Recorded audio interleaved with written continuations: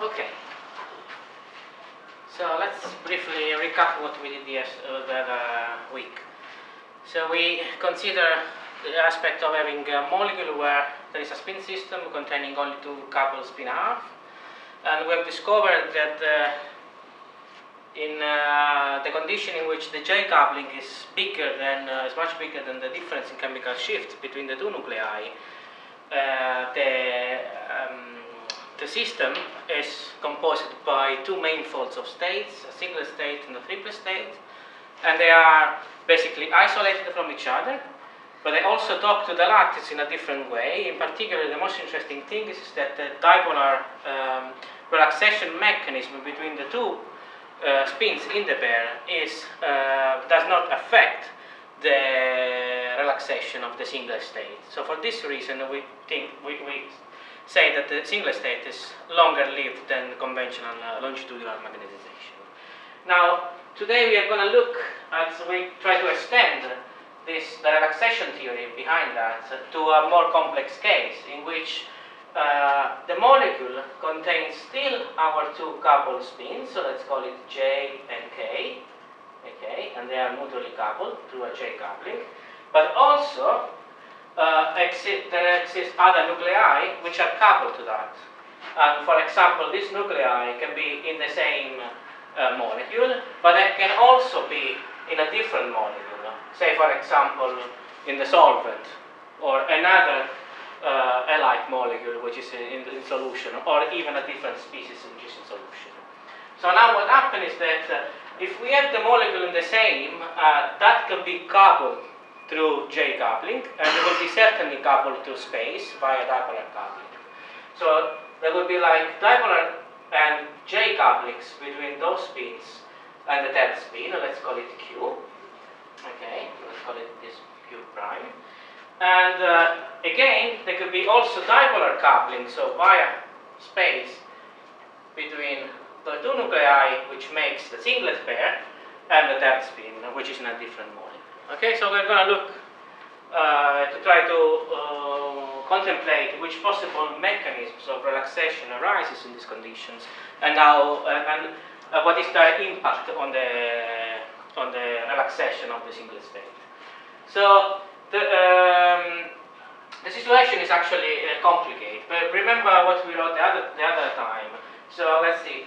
We have the Liouvillean, which is always written as this is a super operator. Is the coherent part, which is contained in the Hamiltonian of the system, and then there is a relaxation part, which contains all the incoherent part, all the incoherent interaction between spins in solution.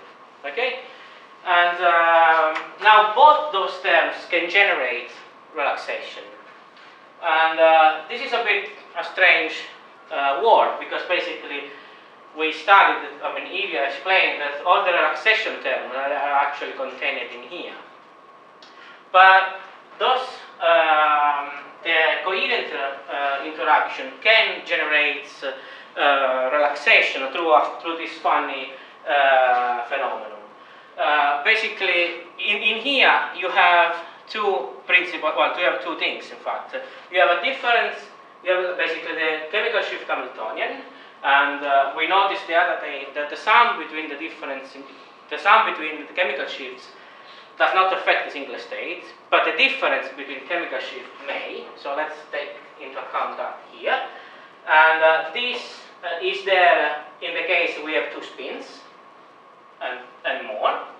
Okay, but then if we have other spins, so we also studied the other day that the J coupling between those two spins does not affect the singlet lifetime. Okay. But if we have a third spin, which is coupled to that, then we can have also a contribution in the Hamiltonian from this third spin, which actually affect the lifetime. And this is the situation you have if you have like more than two spins. Okay? If one goes here, this is actually a very complicated and large object which contains all sorts of interactions that have been identified in the past by many authors. And they usually have a sort of hierarchy. So there are interactions which are stronger than others. So I'll try to write them down here in terms of typical hierarchy. So the first thing you see here is usually it's the chemical shift anisotropy, which means if the chemical shift tensor is actually a tensor, so there will be an anisotropic part. This part generates relaxation, and we are going to see how. And this happens for longitudinal magnetization, but it happens also for single states. Then here you have usually the spin rotation term, which is the molecule rotates in solution, and this rotation, and then meets another molecule, which could be solvent or a molecule alike, and this basically scramble the rotational, the angular moment of the molecule. Okay, and essentially the rotation of the molecule creates fluctuating spins, which are fluctuating because of collisions. Okay, and this is what is called overall spin rotation. Then here you can have another mechanism, which is basically the dipolar coupling to outer of pair spins.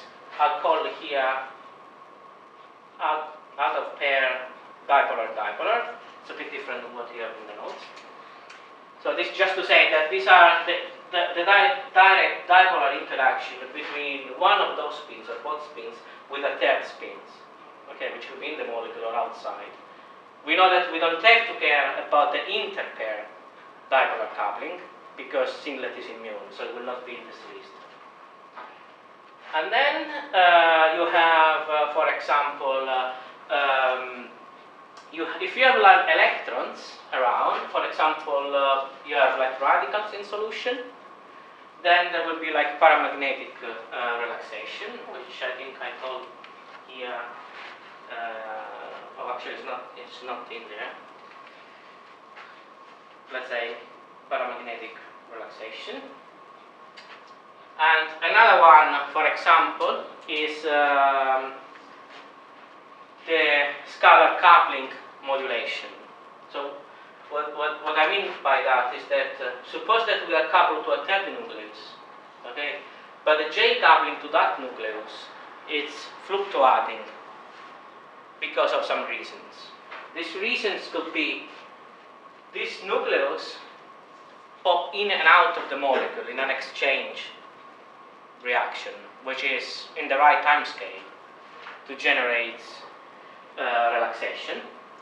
And what happens is basically when the nucleus is there is a J coupling, the nucleus is not there is no J coupling, or the distance is fluctuating. So the J coupling changes in size.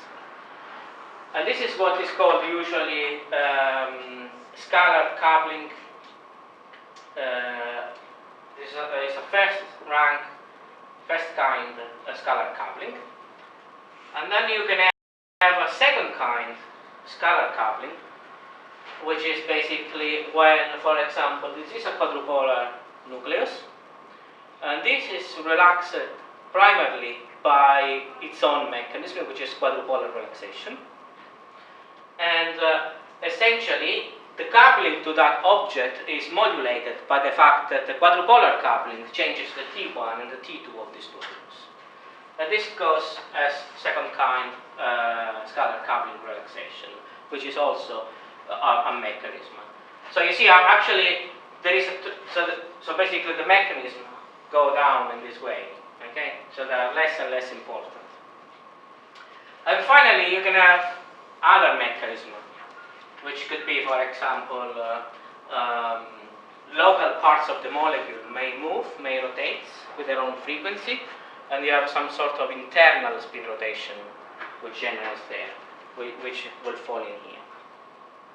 Okay, so anyway, if you have CSA and spin rotation, you can have those mechanisms even if you have only two spins. Okay, so it's important basically to study them because they will be there even in the simplest case. This is because this is our molecular property, and this is because the CSA is also a property of the nuclei you have in the single state. But all these other mechanisms would require something else. For example, we require an electron, paramagnetic relaxation, we require a type of spin for a dipolar interaction, or for the scalar couplings to that spins. Okay? So all the other one will be there only in cases you have like more than 2 spins. Okay? So my intention is that, so the approach to study this is always the same. Okay? What we have to do is basically to write down the Liouvillean, find a suitable base in which to represent that Liouvillean, and often a very good base would be in the spherical tensor bases, because in the spherical tensor bases the Liouvillean is block diagonal, and each block corresponds to one of the coherence order of the molecule. So if you have like 2 spins, you will have a 16 by 16, and this matrix, this big matrix, will be always in that spherical tensor basis will be always factorized by as a 1 by 1, a 4 by 4, a 6 by 6, a 4 by 4, and a 1 by 1. And what are those? Those are the coherences possible, coherence order possibles. So here you have like the 2 quantum coherences. Here you have like the 1 quantum coherences. Here you have the 0 quantum coherences. Here you have the -1 quantum, and here you have like the -2 quantum coherences. Okay? This is a very good thing. So very good things to have, because basically when we have like block diagonal matrices, if we are interested in an object which is contained in one of the blocks, because the block is not coupled to other blocks, so we can just extract that block and work with that. In particular, we are interested in the decay of singlet population. Population are 0 quantum objects, and so they will fall in this. So for any practical case, I'm allowed to isolate the 0 quantum blocks and reduce my space from 16 by 16 to a 6 by 6. But you may have also further factorization inside there if you are like, depending on the problem. So I will go now in details of how this is solved, one of these cases, and one of those cases are solved, okay, without basically going to more maths. So let's isolate, for example, the difference in chemical shift, how this can cause relaxation. So first of all, why I say it's a funny thing. It's a funny thing because it's not a proper incoherent mechanism. But what is happening there, and in fact we in our group we call this single triplet leak through a chemical shift interaction or a J coupling. So what happened there is basically, you remember the picture, we have a singlet state here and a triplet state there. T0, T-1 and T1 and the singlet there. So we saw that these are basically isolated, provided there is no difference in chemical shift. But if there is a difference in chemical shift, those states are interconnected. Okay? And the fact that now this state will not relax under dipolar relaxation. Okay? But those states, they do, because this is where the IZ population is, where the longitudinal magnetization is. So what happens is basically is that there are mechanisms that connect this state with one of the triplet states, in particular the T0. So population can be shuffled from here to here. Okay? And once they are there, this can basically be equilibrated with the other states because of the T1 dominated by dipolar relaxation. So what happens is basically is that the dipolar relaxation will affect the triplet state, works as a sink for the singlet, which is interconnected to those states, whenever you have a difference in chemical shift or a coupling to a third spin. Okay? So the way you solve that is again this approach here. So what we have to do is to write down the Hamiltonian for the system. And I've done that there. So the Hamiltonian will contain, for this system, will contain the difference in chemical shift, will contain the J coupling, okay, the sum between the chemical shifts, and the dipole, and then any relaxation mechanism that can act in the triplet manifold, which in principle are all of those mechanisms. But in the simplest case, and in the idea that the dipolar mechanism is the dominant one, I've started isolating that as the main mechanism. So my Liouvillean for this task will be made by the chemical shift Hamiltonian, the J Hamiltonian, and the dipolar relaxation. This is the intrapair dipolar relaxation. Okay? Which again, I know that it will not affect directly my singlet state, but will come back into because I have this in there. So when I isolate, so I write that, I represent it the spherical tensor basis, I isolate the 6 by 6, and what I get is this matrix that you see in equation 1.2. So look down here.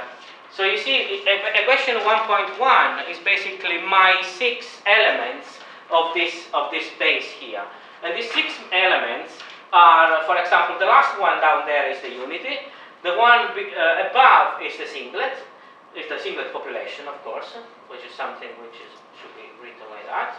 And then we have the IZ, the population of IZ. And then you have all sorts of coherences between the singlet and the triplet. You have the triplet state and the coherences between the singlet and the triplet.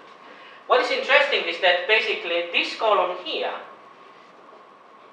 which is made, it's all made by 0, as well as also this one here. But what this means? It means basically that the 0 or the first order Hamiltonian for that Liouvillean, the first order term of that Liouvillean is actually 0. And this is expected for the unity, because we know the unity will not perturb anything. And it's also expected for the singlet because it's what we discussed the other day. The dipolar term will not relax the singlet state. So you don't see terms in this here, which will be like the first order Liouvillean term for that state. Okay? But if you look up here, you have like 2 terms which are actually different from 0 and which are in fact proportional. And you have those 2 here as well. Okay?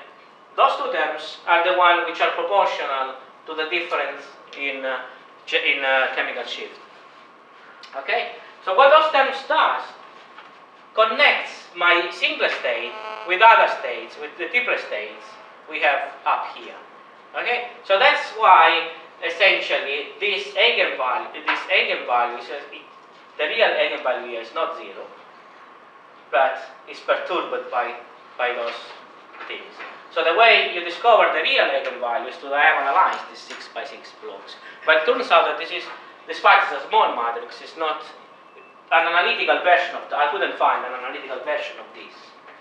So the way you act when you have that, and you cannot solve it, is to apply some approximation, and the most often you can do basically second order approximation. So if you remember from your quantum mechanics, the second order correction to a term, okay, let's call it to an operator, I don't know, Q maybe.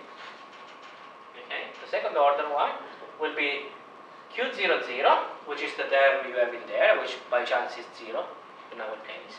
And then what you have to do is to sum over all the terms which are Q0n, Qn0, and then divide it by the Q00 times, minus the Qn. Okay, and this sum excludes n equals 0. Okay.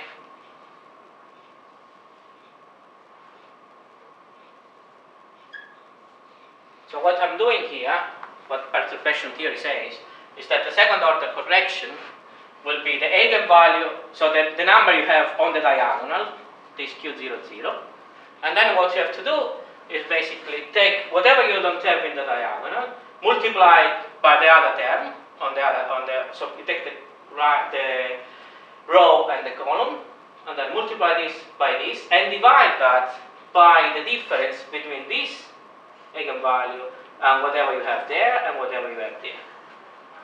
Okay? Which is basically what this says. When you do that, for this matrix here, you get equation 1,3, which I can quickly report here, which gives you the rates of the singlet due to the chemical shift leak term. And as you can see, this is proportional to the difference in chemical shift, the square by the way, the dipolar coupling between the spin J and K, the correlation time between the two spins, the correlation for the molecule, and then you have a bunch of constants here, and the J coupling between J and K squared. So as expected, the singlet is actually relaxed. This is only an approximation, of course. This is the second order approximation to that equation. And the dipolar coupling, in other words, dipolar relaxation contribution is contained, of course, in this term, V squared tau C. Okay? Now this is what you do if you have such an Hamiltonian. Sure. So how does this change when you have a chemically equivalent system and you have a difference in the J coupling? You have a difference in the J coupling instead of the yes, yeah, that is what you see in equation 1.5. I'm coming there. Sorry. Yeah, I'm coming there basically. Because essentially, so still on two spins only, you can consider that in here, right, you have all sorts of other mechanisms. And this basically complicates this equation. So far, I have just added a further term here, which would be to include the next relevant, or the next biggest term in this, which would be the chemical shift anisotropy. So if you do that, you get equation 1,4, where you can see the first bit is exactly that you see here, and then here you sum up another term, which is proportional to this norm of the chemical shift tensor. So what you see there, just for understanding, you will find there something like this, sigma plus, say 1. So what this is this is the norm, but it's the Frobenius norm, which is defined by the square root of the trace between the matrix A times of the matrix A multiplied by the transpose of the matrix A. This is what we define as Frobenius norm, sometimes with F there. And then sigma 1 refers to the chemical shift tensor of spin 1. And if you have a plus there, this is the symmetric part of the traceless tensor. So what you have to do there is basically to take a half of the tensor traceless, so the stars means traceless, and sum it with the transpose of that. And when you see a minus there, you get 1/2 of the traceless for spin 1 minus the transpose of that. Is that clear what you have to do? And of course, this star here means the full tensor minus a third of the trace of the tensor. So you get the chemical shift tensor, for example, from a program like Gaussian or from some experimental observation.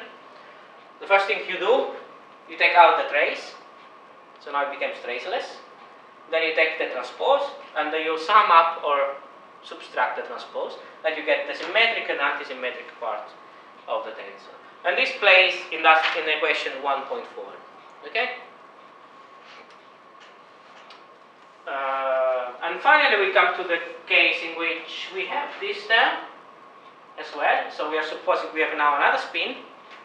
Maybe your two spins have the same chemical shift, so this term is not there, but they are coupled to the third spin with different J couplings, and this is a very frequent situation in these days in our lab.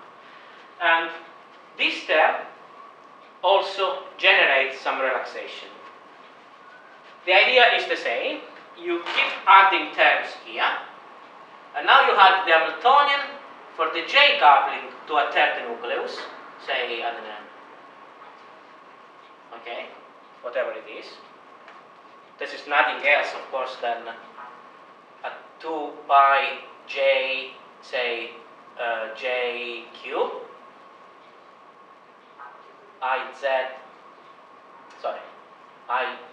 times IQ, okay, and then plus 2 pi J KQ IK dot IQ in the case of 3 spins only, and so on, okay? So when you have done that, you go back here, write out things, extract the zero quantum block, it looks like that. You may not solve analytically, second order perturbation theory, and you get equation 1.5. In equation 1.5, you basically see it's very similar to that one here. It's actually extended for any number of 3 spins, but of third spin.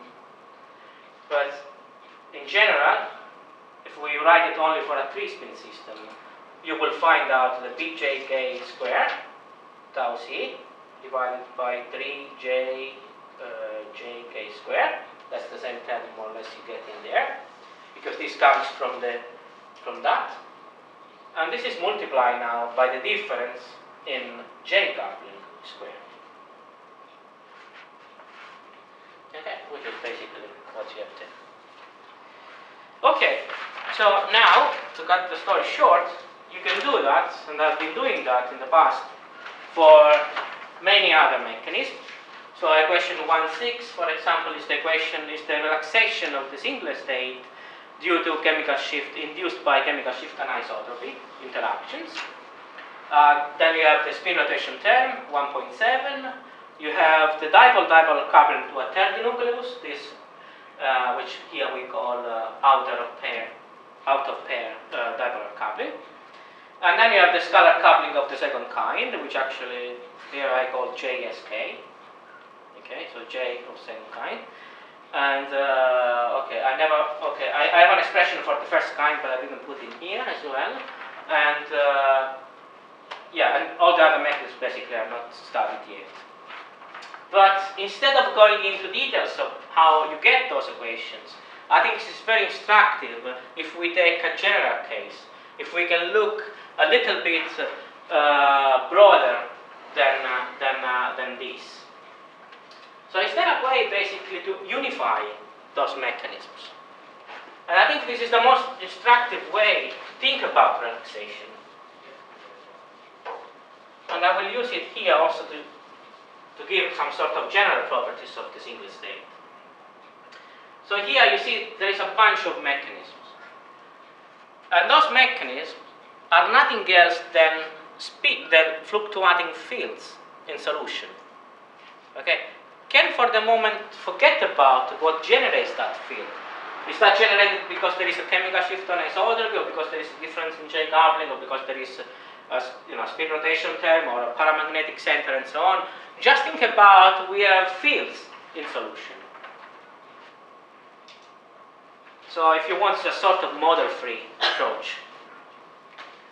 Again, so what is relaxation? So Ilya said that, show that basically the relaxation superoperator, okay, for a given mechanism, let's call it lambda, is minus the integral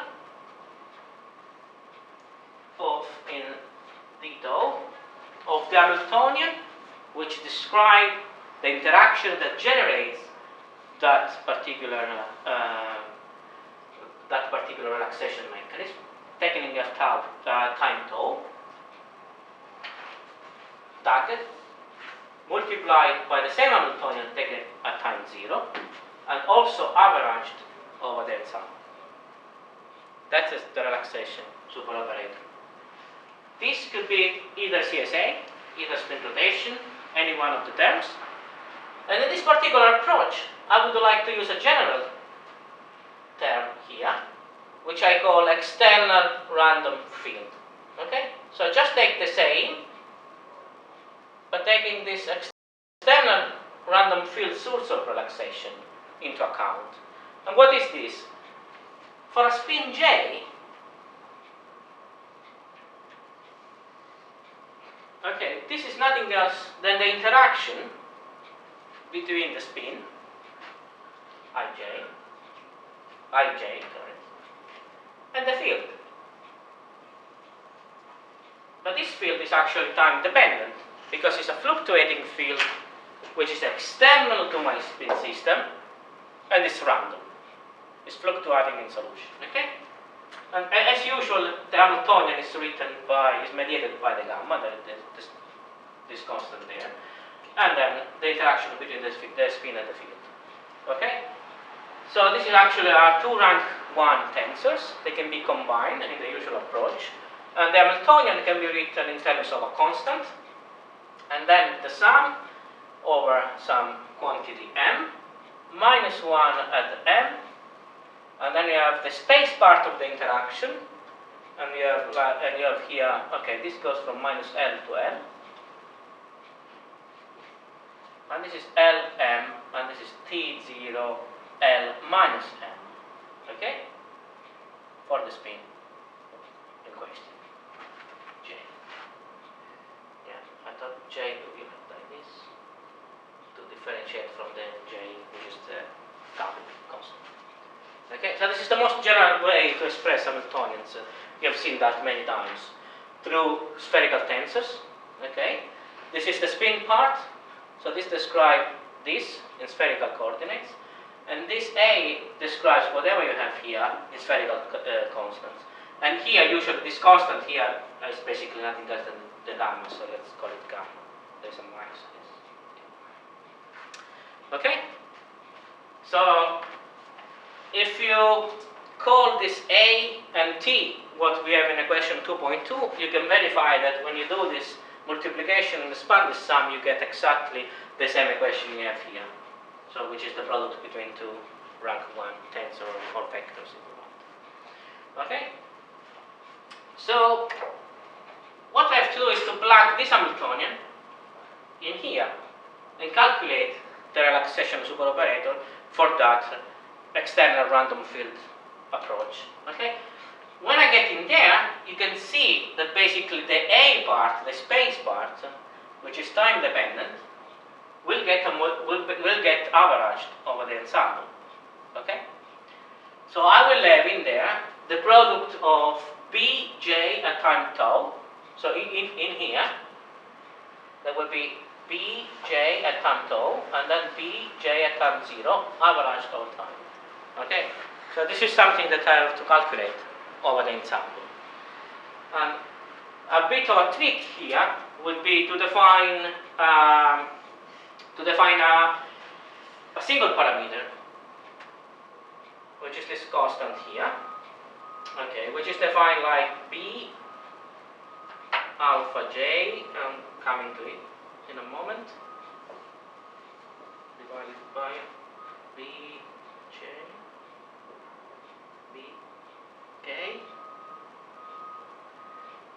Okay, like that. So what alpha and beta are the direction of the field. So the field could be like along x, y, and z. And j and k are two nuclei. Okay, so it could be like these two or the other two, whatever couple you get. Because of course, when you multiply that, you will have all sorts of combination between spins and between the direction. So now, to simplify the approach, you can think this random field in solution are somehow distributed isotropically. Okay, so no matter in which direction you look at, the root mean square will be the same. So what you can say that in equation saying that the root mean square, so the square of the field along x, okay, when it's averaged, and then you take the square root, it's equal to the square root of the field averaged along y, and it's equal to that along z.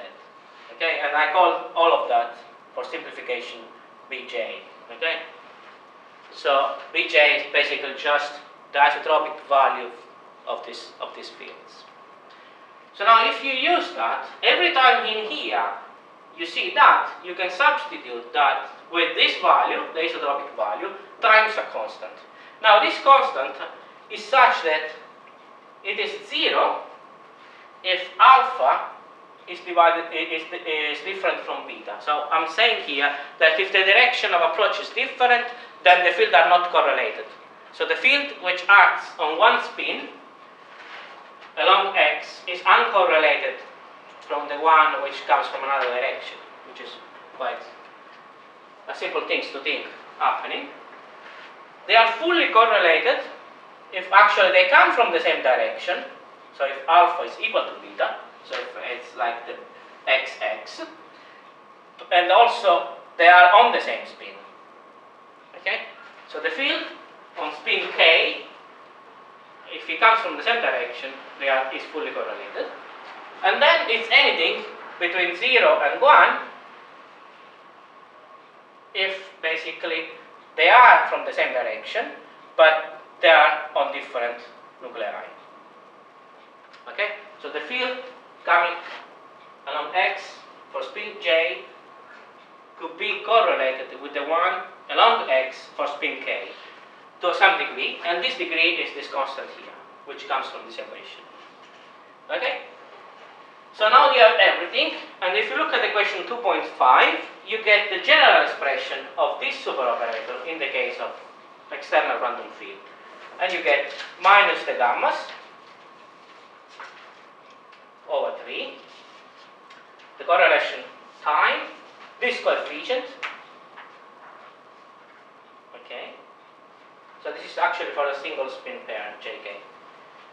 And then you have the fields, the isotropic value of the field, and then you have the spin part.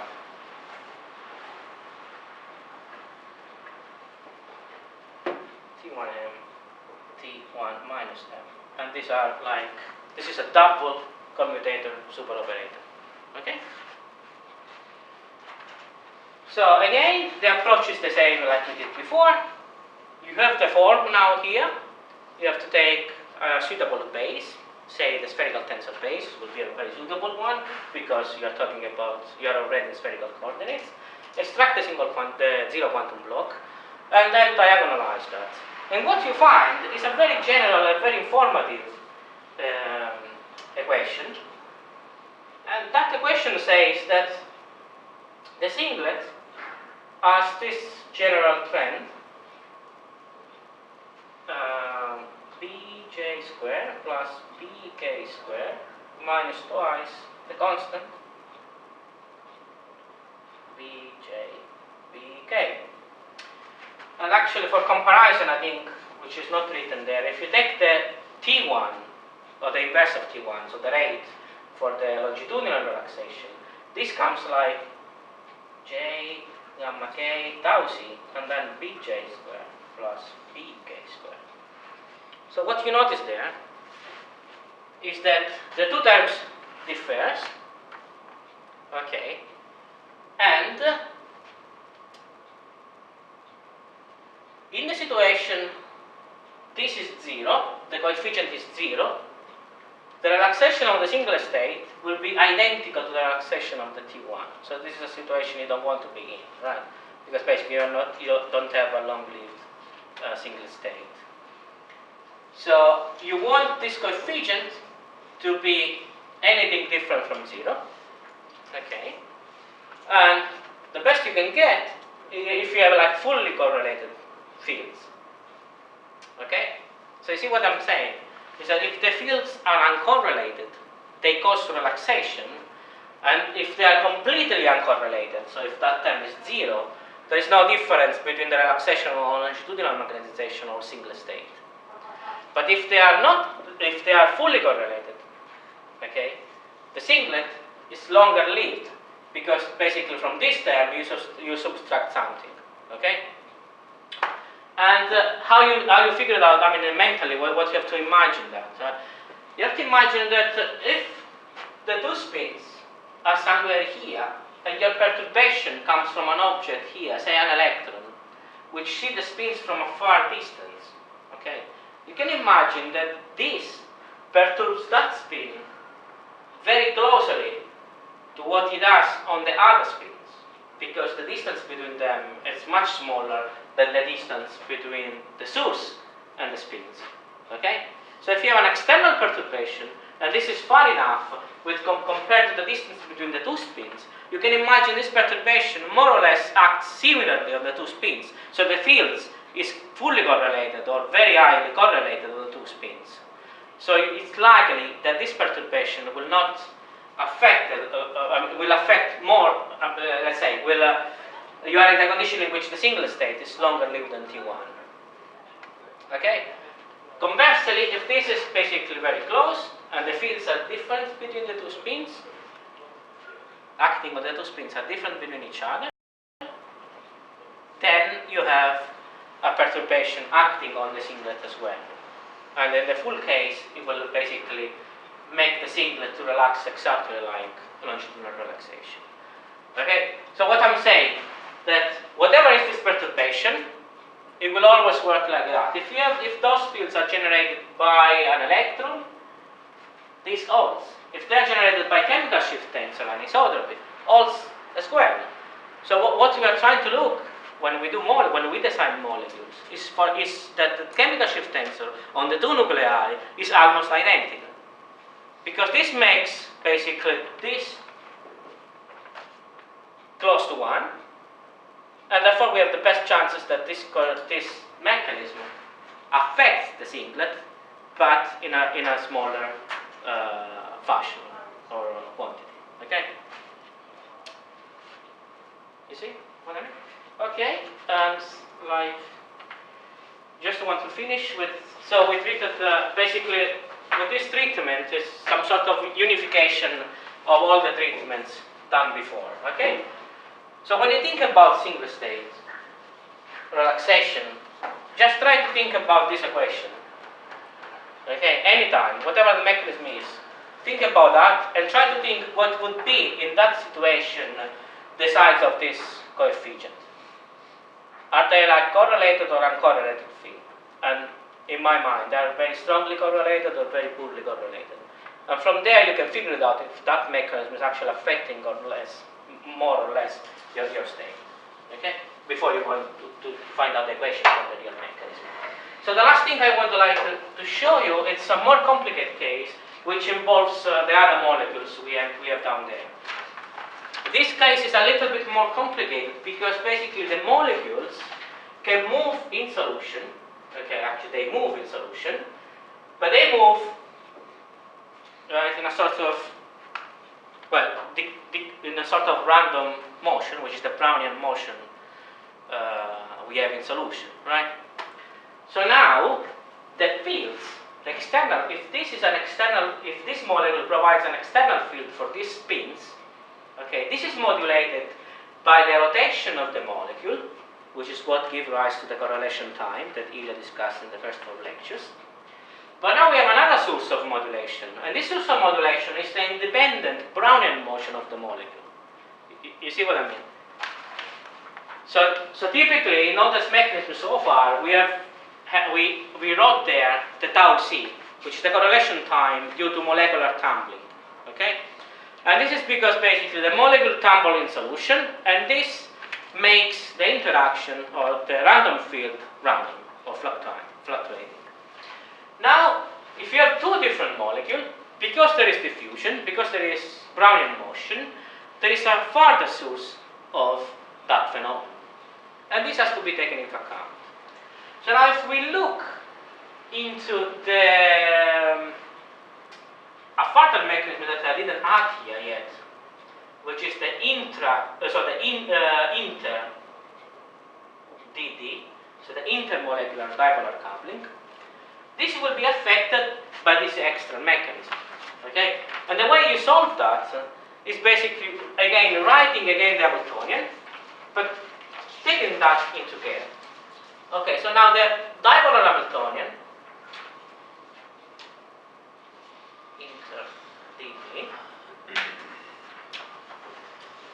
So this will be typically, as all Hamiltonians, will be made by a constant, which in this case is 1, so let's forget about that.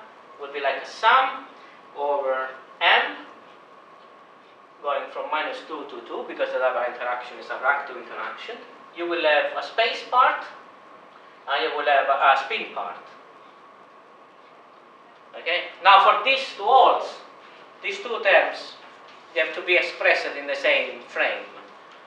And since the spin part is always and only known in the lab frame, we should start writing those two things in the lab frame. The point is that the space part, which is the chemical shift tensor, or the dipolar coupling tensor, the quadrupolar tensor, whatever, we don't have any clue what it is as expressed in the lab frame. The lab frame is the one which has the Z along the field, the main field of the spectrometer. But we do know what it is locally on the molecule. And in particular, we know what is in the principal axis frame of the molecule, because in that frame is actually diagonal. So we would like to bring that in the pass, okay, in the principal axis system of the molecule. And we chose to write this in spherical tensor because this translation between system is very easy in the spherical tensor. So if I want to rewrite that in terms of its value in the principal axis, I just have to sum all over the component of this tensor in the pass. Okay, this goes again between minus 2 and 2, so all the components there, and multiply that by the Wigner matrix, which has mu and 0 as subindex, rank 2, and it's a function of the Euler angle between the pass, so the principal axis system, and the lab frame. Okay, you see I've done so fast because there is a kind of a mnemonic way to do it. If you want, sorry, just missed the point. So if you want to do that, you have to take the expression in the pass, multiply by the Wigner matrix, those two indexes, since it's a sum of that, this is the two indexes to be on the same side. And what you are left here is the 2m, which is what you want there. And then if you are going from the lab to the pass, so the pass is here and the lab is down there. Okay, so just a mnemonic way to write it. Okay, so now I know that, because this is in the principal axis system. And for the dipolar coupling, it's very nice that the dipolar coupling interaction, the spatial part which exists, is only the one, the 2, 0, which is the dipolar constant, bjk. So this actually, only the terms mu equals 0 exist, and this term is what we call bjk, the dipolar coupling, and this is something like h bar gamma j gamma k. I think it's divided by 4 pi, and then you have mu 0, and then I guess you have the third power of the distance between the two spins, j and k. But now the trick is here, this distance for two different molecules, okay, because now my j and k could be one on one molecule and one on the other molecule, okay. This is time dependent because it's modulated by the diffusion of the molecule in the solution. Okay? This means that the Hamiltonian is now a constant. So let's call this bit here bjk prime and isolate it from there. So the Hamiltonian will be bjk prime, then I have 1 over rjk cube t, and then you have this sum here first, then I have the sum over mu, no sorry, the sum of mu disappears because mu is only 0, so I have this sum here, then we have this d 0 m 2 omega pl, and then we have the spherical tensor for the spin part, which is now in the lab frame. Okay. Now I plug this into the superoperator form. Again, once again, this is minus the integral d tau of h tau h0 average over the ensemble. So when I put that there, okay, I get this expression I have in equation 3.2. So you see there, this object here are time dependent as well. I was almost forgetting that. Because basically the relationship between the principal axis, which is in the molecule, fixed in the molecule, and the lab frame changes continuously as the molecule rotates. There is the average of those Wigner functions which ultimately give you the correlation time. But this time there is more which depends on time, and this is actually the distances. So when we do now when we build our correlation function, okay, this G there, for spin J and K and R S, okay, for this inter dt, this is actually the average of the Wigner matrices taken at 0, 0 prime, 2 star, and this is one is taken at tau, but also the distances are there, J, K, and R, RS, actually there is an error there, 3, and this is tau, okay, and this is all hour. Okay, typically in the double relaxation Hamiltonian we saw before, for two spins which are on the same nucleus, on the same molecule, you don't have this modulation down there, you just have to solve this, and people have solved that, okay, and you have the usual spectral the correlation function. If you take the integral of that, you get the spectral